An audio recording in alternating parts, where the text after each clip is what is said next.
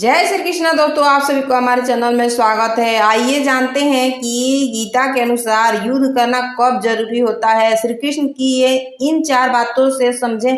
इससे जुड़ी संपूर्ण जानकारी इस वीडियो के माध्यम से बताऊंगी, बिना स्किप किए लास्ट तक देखना।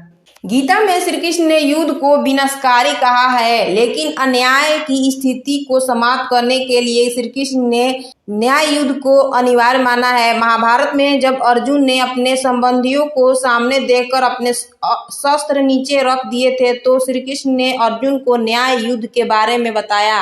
हाल ही में पहलगाम में आतंकवादी हमले के बाद भारत और पाकिस्तान के बीच एक बार फिर से तनावपूर्ण स्थिति बन गई है। पाकिस्तान को कायराना हरकत की दुनिया भर में आलोचना हो रही है। वहीं आतंक समर्थन पाकिस्तान को सबक सिखाने के लिए भारत तैयारियों में लगा हुआ है। वर्तमान हालतों को देखते हुए यह कहना गलत नहीं होगा कि अगर पाकिस्तान अपनी हरकतों से बाज नहीं आया तो भविष्य में भारत पाकिस्तान के बीच युद्ध की स्थिति भी बन सकती है। वर्तमान हालत को अगर धर्म से जुड़कर देखें तो भगवत गीता में युद्ध की स्थिति को लेकर कई बातें लिखी गई है। तो आइए जानते हैं कि भगवान श्री कृष्ण ने गीता में कहा है कि किसी भी परिस्थिति को बदलने के लिए युद्ध पहला विकल्प नहीं है, क्योंकि युद्ध से सृजन बाद में होता है और विनाश पहले।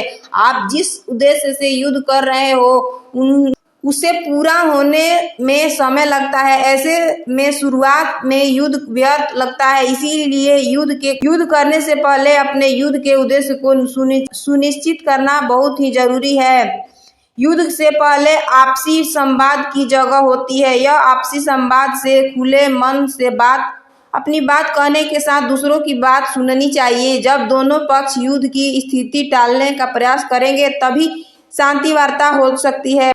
भगवत गीता में श्री कृष्ण ने कहा है कि जब आपसी बातचीत से समस्या का हल न निकले तो युद्ध एकमात्र विकल्प होता है। इसके अलावा जब कण में अन्याय, अधर्म और छल कपट का वास हो तो भी परिस्थिति को बदलने के लिए युद्ध अनिवार्य हो जाते हैं। सभी युद्धों में न्याय युद्ध सबसे ऊपर माना जाता है। हर मनुष्य का न्याय स्थापित करना युद्ध का पहला उद्देश्य होना चाहिए। न्याय युद्ध को ही धर्म युद्ध भी कहा जाता है। भगवत गीता के अनुसार युद्ध करने से पहले एक योद्धा को युद्ध की परिस्थितियां, शत्रु और अपनी शक्तियों का पूरा ज्ञान होना बहुत जरूरी होता है। आधा अधूरा ज्ञान हमेशा ही घातक होता है। जैसे अभिमन्यु की चक्रव्यूह का आधा अधूरा ज्ञान था। यही कारण कि अभिमन्यु चक्रव्यूह में प्रवेश तो कर गए, लेकिन चक्रव्यूह से बाहर नहीं निकल पाए।